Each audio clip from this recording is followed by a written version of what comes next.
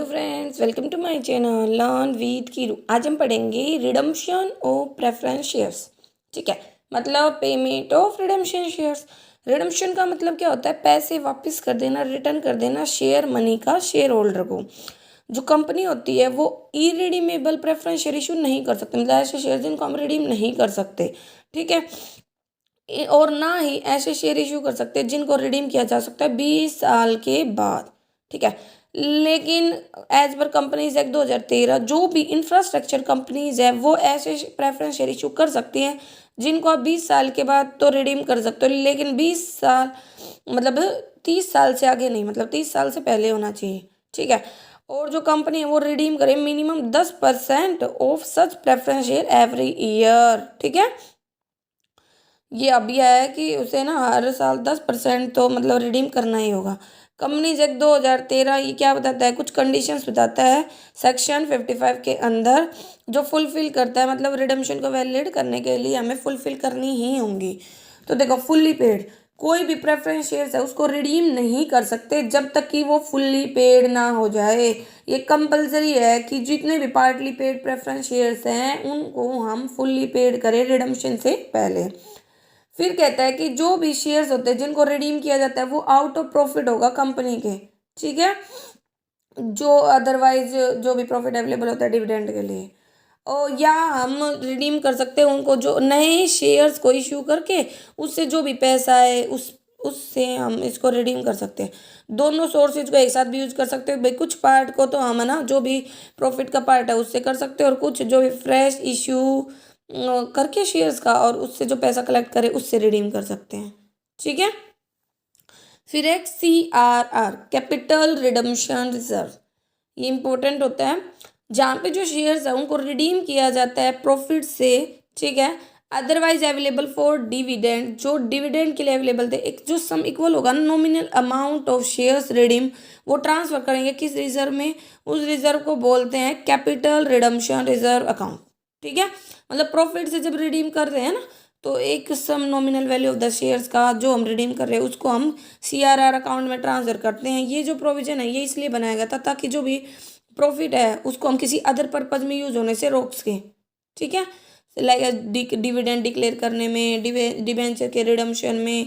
इसीलिए जो CRR है हम उसको यूटिलाइज करते हैं सिर्फ फुल्ली पेड बोनस शेयर वगैरह इशू करने में कंपनी के शेयर होल्डर को। अब ये डिफरेंस बता रखा है कि कौन सा प्रॉफिट है जो डिविडेंड के लिए अवेलेबल होगा और कौन सा है वो नहीं होगा। तो कौन सा है जो डिविडेंड के लिए अवेलेबल है और जो ना मतलब CRR में हम ट्रांसफर कर सकते हैं। ठीक है, और कौन सा है जो ना तो डिविडेंड के लिए अवेलेबल हो ना ही हम CRR में ट्रांसफर कर सकते हैं। पहला है, कौन सा नहीं है भाई? जो भी सरप्लस है PNL का, ठीक है, जर्नल रिजर्व वगैरह है, इसको तो हम कर सकते हैं और प्रॉफिट के लिए अवेलेबल। लेकिन जो सिक्योरिटीज प्रीमियम रिजर्व है, मतलब जो प्रीमियम का पैसा है वो कैपिटल रिजर्व है। ठीक है, और क्या है? शेयर जो फॉर फ्यूचर अकाउंट है, मतलब इनकॉर्पोरेशन से पहले का कोई प्रॉफिट है, ये हमारा पूरा चैप्टर है। और डेवलपमेंट रिबेट रिजर्व वगैरह। और कौन सा है जिसको ट्रांसफर करते हैं CRR में? Reserve fund, dividend equalisation fund, insurance fund, workman compensation fund, workman accident fund, voluntary debenture redemption fund, ये सब। ठीक है, और जब तक स्टेटमेंट ऑफ PNL में पैसा होगा ना, आपको कोई ज़रूरत नहीं है कि आप जनरल रिजर्व क्रिएट करो या जो अदर डिविजिबल प्रॉफिट है उसको यूज़ करो आप रिडीम करने के लिए प्रेफरेंस शेयर्स। फिर बता रखा है जो रिडम्पशन होता है प्रेफरेंस शेयर्स का कंपनी के द्वारा, उसको हम ऐसे नहीं लेते कि अथोराइज कैपिटल कम हो जाएगी। ठीक है, तो यही बोल रखा है जो शेयर्स होते हैं जो रिडीम किए जाते हैं वो पार्ट रहते हैं हमारे अथोराइज कैपिटल का बैलेंस शीट में, और कंपनी के पास पावर है कि वो इश्यू कर सकती है नॉमिनल अमाउंट ऑफ द जो भी शेयर्स इश्यू किए हैं उतने तक। अगर कोई नया शेयर है वो इशू किया जाता है रिडम्पशन पर्पज से प्रेफरेंस शेयर्स के, तो इसको हम ट्रीट नहीं कर सकते कैपिटल में इंक्रीज, क्योंकि हमने नए शेयर इशू तो किए हैं लेकिन उनका पर्पज कैपिटल इंक्रीज करना नहीं था, पैसा इंक्रीज करना है, उसका पर्पज था रिडीम करना। तो जो ये हमारे कैपिटल को इंक्रीज नहीं करेगा। जो रिडीमेबल प्रेफरेंस शेयर्स होते हैं उनको हमने 1 मंथ के अंदर रिडीम कर देना चाहिए नए शेयर इशू के। ठीक है, अगर जो शेयर्स है उनको रिडीम किया जाता है प्रीमियम पे, तो ये डिजायरेबल है, प्रोवाइड करो ये प्रीमियम आप सिक्योरिटीज प्रीमियम अकाउंट से, और जो बैलेंस है वो प्रॉफिट से। रिडम्पशन ऑफ प्रेफरेंस शेयर्स के बाद कंपनी को इन्फॉर्मेशन भेज देनी चाहिए रजिस्ट्रार को 30 दिन के अंदर। ठीक है, जो रिडीमेबल प्रेफरेंस शेयर्स हैं उनको हम रिडीम नहीं कर सकते डिबेंचर इशू करके, कर सकते हो फ्रेश इशू करके, ना कि डिबेंचर इशू करके। अब सेक्शन जो 55 उसकी इंटेंशन क्या है? प्रोटेक्शन है मेन। तो जो इंटेंशन है ना, जो इम्पोज करती है लीगल रिस्ट्रिक्शंस अंडर सेक्शन 55, ये कि इसका मेन है इंटरेस्ट प्रोटेक्ट करना जो भी क्रेडिटर्स है कंपनी के उनका, ठीक है, कि जो भी शेयर कैपिटल है उनको इंटैक्ट रखना, मतलब कंप्लीट रखा, चाहे रिडम्पशन कर दो आप रिडीमेबल प्रेफरेंस शेयर्स का। जो प्रेफरेंस शेयर्स है जब उनको रिडीम किया जाता है फ्रेश इश्यू शेयर्स से, तो जो सिक्योरिटी अवेलेबल होती है ना क्रेडिटर्स को असेट्स की फॉर्म में रिडम्पशन से पहले, वो भी बनी रहती है। जबकि अगर रिडम्पशन है वो अलाउड हो जाए बोरोइंग से, इसके कारण क्या होगा? अवेलेबल असेट्स में बढ़ोतरी होगी, इससे क्या होगा? लायबिलिटीज भी बढ़ेंगी, ठीक है। तो ये एक सेफ नहीं होता क्रेडिटर्स के लिए। क्यों? बोरो कर रहे हो तो लायबिलिटी ज़्यादा बढ़ रही है ना, ठीक है। और जब हम ये हो गया, जब हम बोरो करें या फ्रेश इश्यूज करें, अब आती है रिडीमेबल करना डिविजिबल प्रॉफिट से। तो CRR है ना, हम क्रिएट करके चलते हैं, ठीक है। रिडीमेबल प्रेफरेंस शेयर्स के लिए जो कैपिटल अकाउंट होता है बैलेंस शीट में, तो कहता है कि उसमें कोई भी कमी नहीं होती, no depletion in the company assets जब रिडम्पशन हो जाता है, ठीक है। क्योंकि CRR अकाउंट है ना, उसको हम क्रिएट करके चलते हैं परमानेंटली, प्रॉफिट का एक पार्ट हम अलग करके रखते हैं और उसको यूटिलाइज करते हैं। जो पर्पज होता है ना डिस अलाउ करने का रिडम्पशन को पार्टली पेड शेयर्स का, वो क्या होता है? ताकि प्रोटेक्ट हो इंटरेस्ट ऑफ क्रेडिटर्स का। क्योंकि अगर वाइंड अप हो गया, ठीक है, और जो अमाउंट अवेलेबल है वो इनसुफिशियंट हो गई पेमेंट करने में क्रेडिटर्स को, तो जो लिक्विडेटर है अगर उनको मतलब उनसे पैसा भी मांगेंगे प्रेफरेंस शेयर होल्डर का पे करने के लिए, तो जो उनका अनकॉल्ड अमाउंट है उसको मांगेंगे, तो कहता है कि वो यूटिलाइज हो जाएगी। तो मतलब यही होता है कि भाई रिडम मतलब जब वाइंड अप हो रहा है तो उस टाइम पे कंपनी के पास पैसा कहाँ से आएगा? तो यही कारण है कि फुल्ली पेड किया जाएगा ताकि उस पैसे को यूटिलाइज किया जा सके क्रेडिटर के क्लेम वगैरह को पूरा करने में, ठीक है। इसीलिए जो पार्टली पेड अप शेयर्स होते हैं उनको हम फुल्ली पेड में कन्वर्ट करते हैं। अगर हम उनको ही पार्टली पेड को ही अगर हम रिडम्पशन कर दें ना, तो इससे क्या होगा? Replacement of only paid up value of such shares enhance the uncalled amount है वो कभी भी नहीं मिलेगी। अब एंट्री दे रखी है, ठीक है, कि जब प्रेफरेंस शेयर्स है उनको रिडीम किया जाता है न्यू इशू की प्रोसीड्स से, तो क्या क्या एंट्री? सबसे पहले तो भाई एप्लीकेशन मनी मिलेगी, ठीक है। तो bank account debit to share application allotment account, फिर उसको शेयर कैपिटल अकाउंट में ट्रांसफर करेंगे, ठीक है। ये पार पे था। प्रीमियम पे हुआ तो प्रीमियम के अकॉर्डिंग पैसा मिल जाएगा और फिर उसको हम सिक्योरिटीज प्रीमियम अकाउंट में ट्रांसफर कर देंगे, ठीक है। और प्रीमियम होता है ना रिडम्पशन के टाइम पे, वो हमारे लिए एक लॉस होता है। फिर है in case of preference shares को अगर हम रिडीम करें प्रीमियम पे, और जो प्रीमियम है रिडम्पशन का उसको सेट ऑफ करें सबसे पहले सिक्योरिटी प्रीमियम अकाउंट से और बैलेंस को प्रॉफिट से, मतलब जो सरप्लस है उससे या किसी रिजर्व से, तो क्या एंट्री हो जाएगी? सिक्योरिटी प्रीमियम अकाउंट या सरप्लस अकाउंट या reserve account debit to premium on redemption account, ठीक है। फिर कंपेयर करना जो भी प्रेफरेंस शेयर्स रिडीम किए गए बिना प्रीमियम के उस प्रोसीड से फ्रेश इशू की जो बिना प्रीमियम के है। इसीलिए जो word proceeds of fresh issue है वो इंक्लूड नहीं करता अमाउंट ऑफ प्रीमियम। अगर जो शेयर्स है उनको प्रीमियम पे इशू किया जाता है, अगर जो प्रोसीड्स है फ्रेश इशू की वो कम है जो रिडीम किए गए थे उन शेयर के अमाउंट से, तो जो अमाउंट इक्वल है इनके डिफरेंस के वो ट्रांसफ़र हो जाएगी CRR अकाउंट में। एग्जांपल के लिए surplus account debit to surplus account debit general reserve account debit to capital redemption account, मतलब एक्स्ट्रा अमाउंट को हम इनमें ट्रांसफ़र कर देते हैं, ठीक है। तो प्रोसीड्स ऑफ फ्रेश इशू मतलब जिसमें हमारी प्रीमियम के अमाउंट इंक्लूड नहीं है, अगर किसी भी शेयर को प्रीमियम पे मतलब इशू किया जा रहा है, और अगर फ्रेश इशू की अमाउंट कम होगी जो भी रिडीम किए हैं, तो इक्वल जो डिफरेंस के अमाउंट है वो हम CRR में ट्रांसफर कर देंगे ताकि भाई वहाँ से पैसा यूज कर पाएँ रिडम्पशन में, ठीक है। और कहता है कि अगर फुल अमाउंट मतलब इकट्ठी मिलती है तो हम क्या बनाते हैं? Share application allotment account. यही होता है कि क्लियर ना हो कि कितना एप्लीकेशन कितना अलॉटमेंट पे है, तो पूरा एक ही नाम लिखते हैं। ये आपने 12th में भी पढ़ा होगा जब शेयर वाला चैप्टर था, और अब भी पढ़ा होगा। फिर है for the total amount due to the preference share holder on redemption. अगर सारी अमाउंट है शेयर होल्डर को वो रिडम्पशन पे ही ड्यू हो जाए तो redeemable preference share capital account debit हो जाएगा, प्रीमियम और रिडम्पशन अकाउंट डेबिट हो जाएगा to redeemable preference share holder account, ठीक है। फिर जब पेमेंट की जाए तो redeemable preference share holder account debit to bank account. अब पेमेंट हो गई, जैसे यहाँ पे जर्नल दे रखी है, ए लिमिटेड है, वो रिडीम करती है 10,000 रिडीमेबल प्रेफरेंस शेयर, 100 रुपये का एक था। इसके लिए 80,000 इक्विटी शेयर इशू करती है, 10 का एक है, 5% प्रीमियम, प्रीमियम मतलब 0.5, तो ऐड ऑन कर देंगे 10.5 हो गया। तो 80,000 इशू किए थे, 10.5 से मल्टीप्लाई कर देंगे तो कितनी एप्लीकेशन बनी आ गया, 8,40,000। इसको हम share equity share capital account में ट्रांसफर करेंगे और प्रीमियम का पैसा सिक्योरिटीज प्रीमियम में, इतना हो गया हमारा। अब बात आती है कि जो भी प्रॉफिट है उसको हम CRR अकाउंट में ट्रांसफर करेंगे। ठीक है, तो देखो हमें रिडीम कितना करना है, 10 लाख, क्योंकि 10,000 मल्टीप्लाई 100। और सिक्योरिटीज प्रीमियम हमारे पास कितना आया है, मतलब भाई जो भी कैपिटल है फ्रेश इश्यू से वो हमारे पास आई है 8 लाख। तो 8 लाख तो हमारे पास कैपिटल फ्रेश इश्यू से आ गई, तो कितना डिफरेंस आता है, 2 लाख। वो 2 लाख हम क्या करेंगे, CRR में ट्रांसफर करते हैं कि इस पैसे को हम यूज़ कर पाए रिडीम करने में। तो अब रिडीमेबल प्रेफरेंस शेयर्स का पैसा कितना है, हमें तो 10 लाख करना है, तो 10 लाख हम रिडीम कर देंगे, क्योंकि हमने ना 2 लाख का तो क्या बना लिया, CRR बना लिया, फ्रेश इश्यू से कुछ पैसा आ गया था। ठीक है, क्योंकि सिर्फ नॉमिनल वैल्यू को कंसीडर करते हैं हम CRR के लिए, प्रीमियम को लेकर नहीं चलते अगर फ्रेश इशू प्रीमियम पे होता है तो। एग्जाम्पल के लिए for payment of 5,000, 8% redeemable preference shares है, 100 का एक है और प्रीमियम है 7% का, तो 7 रुपये प्रीमियम आ गया। तो ये बताओ, देखो जर्नल एंट्री में, तो इसमें statement of P&L debit to premium on redemption क्यों किया, देखो भाई 5,000 शेयर थे, प्रीमियम की अमाउंट भाई हमारी कितनी आ जाएगी, वो हमारे लिए लॉस की तरह काम करता है ना। तो प्रीमियम और रिडम्पशन हमने निकाल लिया, मल्टीप्लाई किया 7 से, तो ये आ गया हमारा 35,000।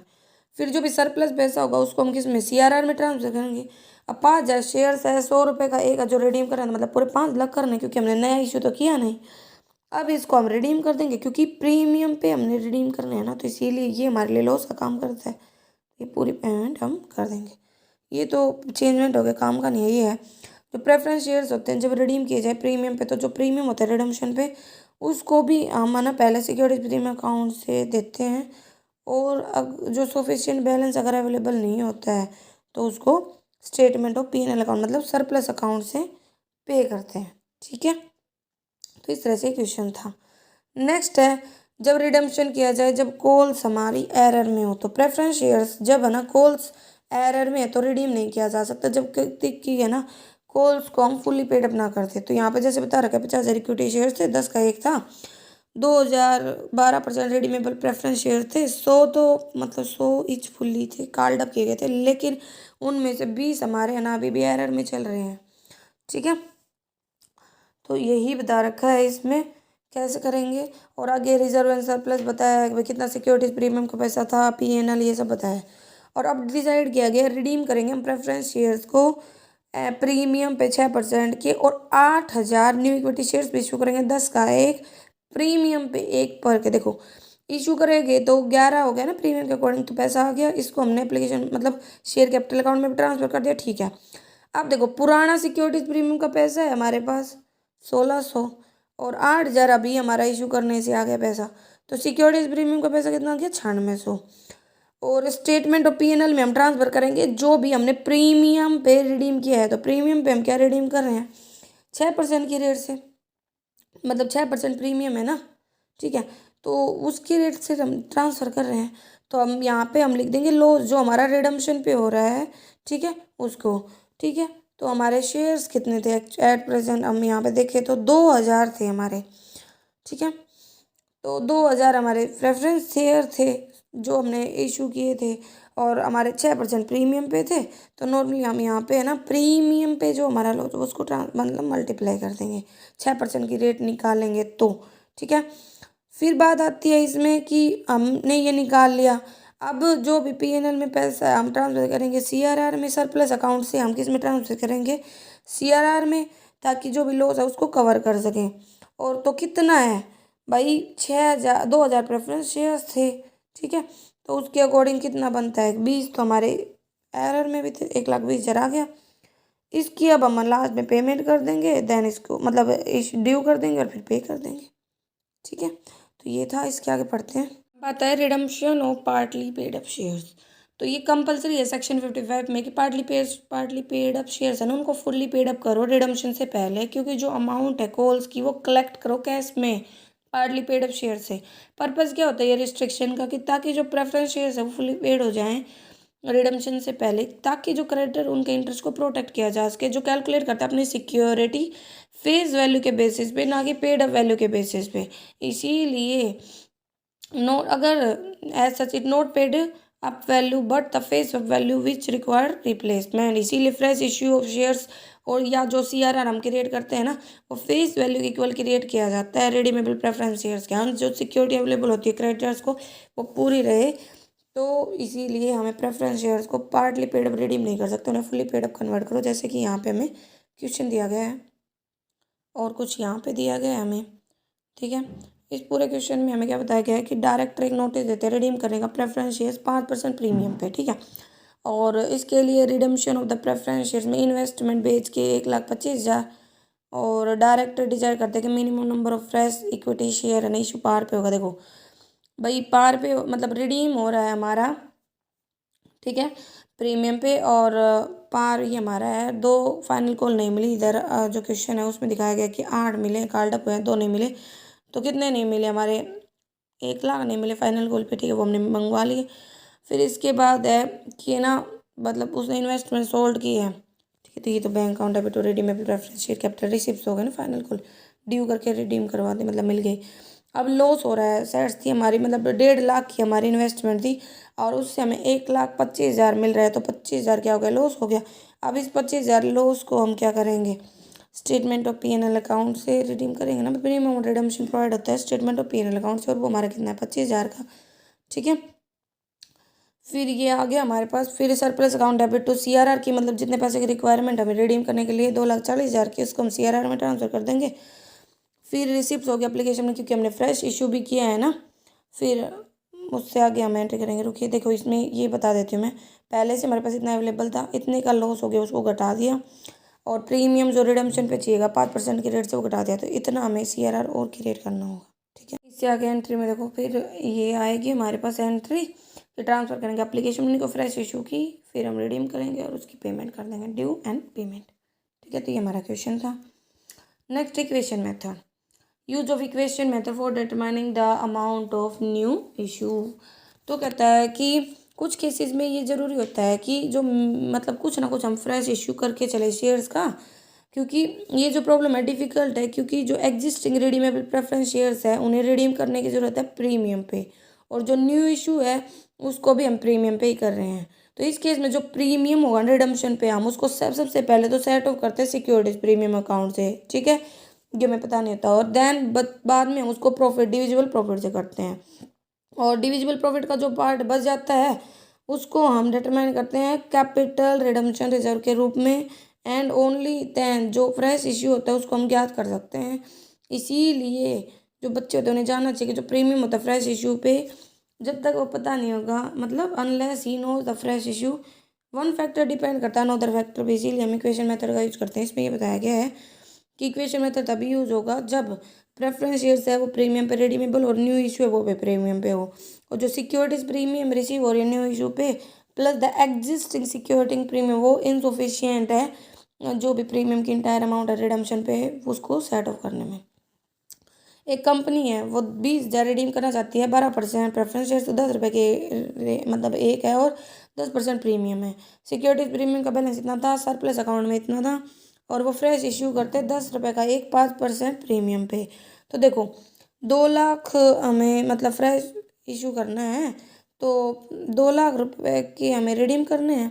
ठीक है, और इसमें से 30,000 पहले से सरप्लस में बैलेंस है, क्योंकि ये इसी से सेट होगा बाद में, तो हम फ्रेश इशू करेंगे। तो ये कितना 1,70,000 ये हमें फ्रेश इशू करना है। अब हमारे पास पहले से कितना, भाई सिक्योरिटीज प्रीमियम भी तो निकालना है, तो फ्रेश इशू कर रहे हैं तो 5% की रेट से, यार पहले से कितना था 6,000 था, तो ये हमारा 14,500 हो गया। लेकिन इतने तो सेट ऑफ नहीं हो रहा, क्योंकि 10% प्रीमियम मतलब एक तो 20,000 रुपये चाहिए, तो इनको सेट ऑफ करने में सफिशियंट नहीं है।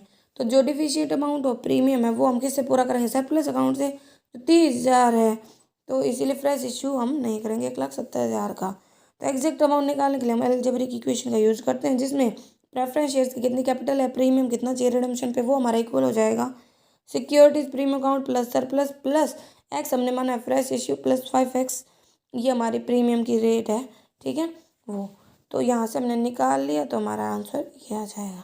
ठीक है, तो वही है, सबसे पहले फ्रेश इशू हुआ, फिर उसको ट्रांसफ़र किया, फिर सिक्योरिटीज प्रीमियम में जो पैसा सरप्लस अकाउंट में है प्रीमियम ऑन रिडम्पशन, फिर सरप्लस अकाउंट को CRR में, देन उसको ड्यू किया, फिर पेमेंट। यही हमारा क्वेश्चन हो जाएगा। ठीक है, इसमें लास्ट में हमारा पेमेंट हो गया।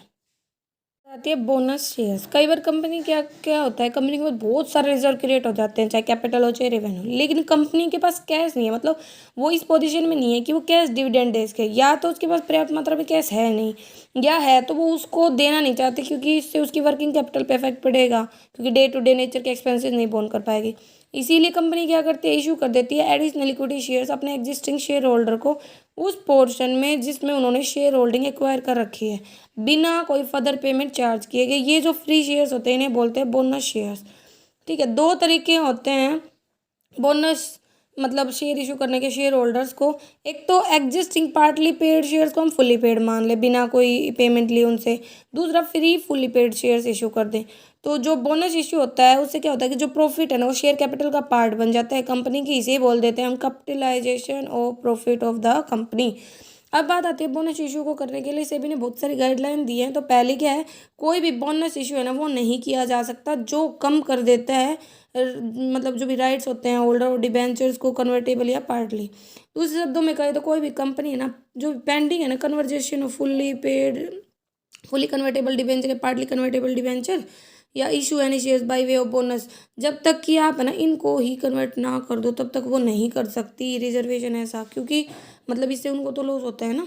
नेक्स्ट पॉइंट हमें दे रखा है कि सेक्शन 63 ऑफ कंपनी एक्ट 2013 के अकॉर्डिंग अगर कोई कंपनी है वो इशू करती है fully paid bonus shares free reserve में से जो भी उसने बनाया है जीनी प्रॉफिट से या सिक्योरिटीज प्रीमियम से जो कलेक्ट किया गया था इन कैश ओनली या CRR, तो वो ऐसा कर सकती है। कोई भी बोनस इशू नहीं किया जा सकता कैपिटलाइजिंग रिजर्व से जो भी असेट्स की रिवैल्यूएशन के लिए क्रिएट किया गया था। कोई भी बोनस इशू है ना डिक्लेयर नहीं किया जा सकता डिविडेंड के स्थान पर। जो बोनस इशू है वो नहीं किया जा सकता पार्टली पेड अप शेयर्स को जब तक कि फुल्ली पेड में कन्वर्ट ना कर दिया जाए। और कंपनी को ये प्रूव करना होगा कि उसने कोई भी डिफ़ॉल्ट नहीं किया गया इंटरेस्ट की, प्रिंसिपल की पेमेंट वगैरह में, फिक्स डिपॉजिट के रिस्पेक्ट में, इसमें या इंटरेस्ट है जो भी एग्जिस्टिंग डिवेंचर होल्डर का रिडम्पशन का उसमें कोई डिफ़ॉल्ट नहीं किया गया है। उसके पास सफिशिएंट रीज़न है बिलीव करने का, उसने कोई डिफ़ॉल्ट नहीं किया गया है। स्टैट्यूटरी जो भी ड्यूज़ है कानूनी उनकी पेमेंट में, जैसे कि प्रोविडेंट फंड में, ग्रेचुटी में, बोनस में, एम्प्लॉयज़ को जो पैसा दिया जाता है उसमें। जो कंपनी है जो अनाउंस करती है bonus issue board of director के अप्रूवल के बाद, तो उसे इस प्रपोजल को कम से कम 6 महीने के अंतर्गत इम्प्लीमेंट कर देना होगा अप्रूवल के, और वह ना वो इस ऑप्शन को चेंज नहीं कर सकती। और ना आपके आर्टिकल ऑफ एसोसिएशन में प्रोविज़न होना जरूरी है कंपनी के कैपिटलाइज करने के लिए रिजर्व को। अगर नहीं है तो कंपनी को ना रिजोल्यूशन पास करना होगा अपनी जनरल बॉडी मीटिंग में जो भी प्रोविजंस है आर्टिकल ऑफ एसोसिएशन वगैरह के। Consequent to the issue of bonus shares, अगर subscribed and full paid up capital exceeds हो जाती है ऑथोराइज शेयर कैपिटल से, तो एक रिजोल्यूशन है ना वो पास करना होगा कंपनी को अपनी जनरल बॉडी मीटिंग में इंक्रीज करने के लिए ऑथोराइज कैपिटल को। अब एडवांटेजेस कंपनी के पॉइंट ऑफ व्यू और शेयर होल्डर से, तो कंपनी को तो क्या होगा, बिना कोई कैश मतलब जो बोनस इशू है वो बिना कोई कैश पेमेंट के होते हैं, तो कहता है कि जो लिक्विडिटी और वर्किंग कैपिटल है उसके ऊपर कोई इफेक्ट नहीं होगा। और भाई प्रॉफिट एंड जो एक्यूमुलेटेड रिजर्व है, ठीक है, जो असेट्स ऑफ द कंपनी के वो बढ़ जाएंगे, जबकि जो शेयर कैपिटल है वो सेम रहेगी। इससे जो भी डिस्पैरिटी असेट्स में शेयर कैपिटल में वो कम हो जाएगी। और बोनस इशू करने के कारण जो शेयर कैपिटल है कंपनी की वो भी बढ़ जाती है, और कंपनी जो भी अब नॉर्मली हाई रेट है डिविडेंड की उसको कम कर सकती हैं। ठीक है, फिर जो भी मतलब भाई ज़्यादा डिविडेंड नहीं डिक्लेयर करेंगे तो जो भी एम्प्लॉयज़ के हाई क्लेम है उनको सेटल किया जाए, मतलब नहीं मांगेंगे वो। और इससे क्या होगा, क्रेडिट वर्थनेस इंप्रूव होगी कंपनी की, वो भाई आराम से उधार वगैरह ले सकते हैं बाहर से, क्योंकि उसका प्रॉफिट है ना परमानेंटली बिजनेस में फ्लो हो जाता है। फिर है शेयर होल्डर के पॉइंट ऑफ व्यू से, शेयर होल्डर है ना वो बोनस शेयर्स को कभी भी सेल ऑफ कर सकते हैं अपनी कैश नीड्स को पूरा करने के लिए। और बिकॉज ऑफ द भाई शेयर होल्डर्स की नीड बढ़ने के कारण जो शेयर होल्डर है वो इंक्रीज डिविडेंड रिसीव करेंगे फ्यूचर में। और जो हाई प्राइस होते हैं ना शेयर्स के कुछ सक्सेसफुल कंपनी के, वो लोगों के द्वारा अफोर्ड करना मुश्किल हो जाता है, तो बोनस इशू से वो जो अपनी शेयर होल्डिंग बढ़ा सकते हैं। बोनस शेयर्स होते हैं वो बेनिफिशियल होते हैं शेयर होल्डर के लिए जहाँ पे हाई टैक्स ब्रैकेट्स हो, क्योंकि जो सेल होती है ना शेयर्स की तो सिर्फ कैपिटल गेन होगा तो उस पर बहुत लोअर रेट से टैक्स लगता है, जो कि डिविडेंड पे हाई रेट से टैक्स लगता है। अब है इसकी डिसएडवांटेजेस। पहला तो है जो इशू है ना बोनस शेयर का, उससे क्या होता है बहुत ज़्यादा फॉल आ जाता है मार्केट प्राइस में शेयर्स के, क्योंकि जो सप्लाई है ना शेयर्स की वो मार्केट में बढ़ जाती है। इससे क्या होता है कि शेयर होल्डर को तो फ़ायदा होता है लेकिन कंपनी को नहीं होता। ठीक है। फिर है जो इशू है बोनस शेयर्स का, वो रिजल्ट करता है रिडक्शन में, ठीक है, किसके, रेट ऑफ डिविडेंड के, क्योंकि जो मतलब it is only the capital है ये, ठीक है, जो इन बड़ी है ना कि प्रॉफिट।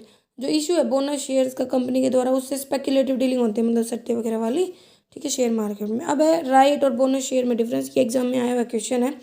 प्राइसेस इसमें तो हम चार्ज करते हैं इशू करने के लिए, इसमें कोई फ्री ऑफ कॉस्ट दिए जाते हैं। ये पार्टली पेड में भी इशू किए जा सकते हैं, इसमें फुली पेड होना जरूरी है। इसमें मिनिमम सब्सक्रिप्शन की रिक्वायरमेंट जरूरी है 90%, इसमें कोई रिक्वायरमेंट नहीं है। जो मनी रिसीव होती है ना राइट शेयर पे, वो कैप्ट की जाती है एक सेपरेट बैंक अकाउंट में, ठीक है, जब तक कि स्टॉक एक्सचेंज अप्रूव ना हो जाए अलॉटमेंट का। और यहाँ पे कोई भी रिस्ट्रिक्शंस नहीं है बोनस इशू में, सिंस कोई भी मनी है ना वो रिसीव नहीं होती कंपनी के द्वारा। जो पर्पज है राइट इशू का वो क्या है, फंड्स को राइज करना कंपनी के लिए, और पर्पज क्या है बोनस इशू का, कैपिटलाइज करना अनडिस्ट्रीब्यूटेड प्रॉफिट को।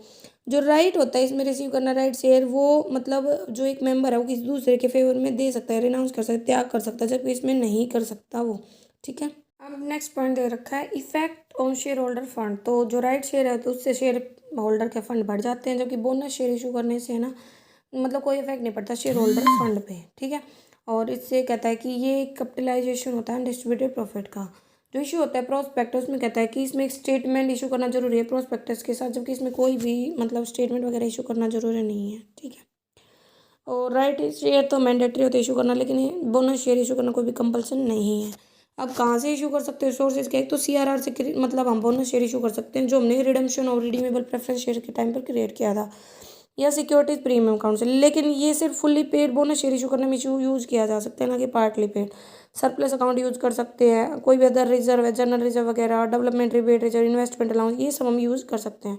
लेकिन कैपिटल रिजर्व को हम यूज़ नहीं कर सकते किसी भी प्रकार के बोनस इशू में। फिर जर्नल एंट्री क्या है, सबसे पहले जो जो भी रिजर्व वगैरह है, ठीक है, उनको हम क्या करेंगे डिक्लेयर कर देंगे बोनस शेयर्स के लिए, तो उनको तो हम डेबिट कर देंगे, और bonus to share holder account को क्रेडिट। तो और जितने भी ये सरप्लस है रिजर्व वगैरह उनको डेबिट, और bonus to share holder account को क्रेडिट, क्योंकि हमने बोनस सेक्शन क्या है इन्हीं रिजर्व से।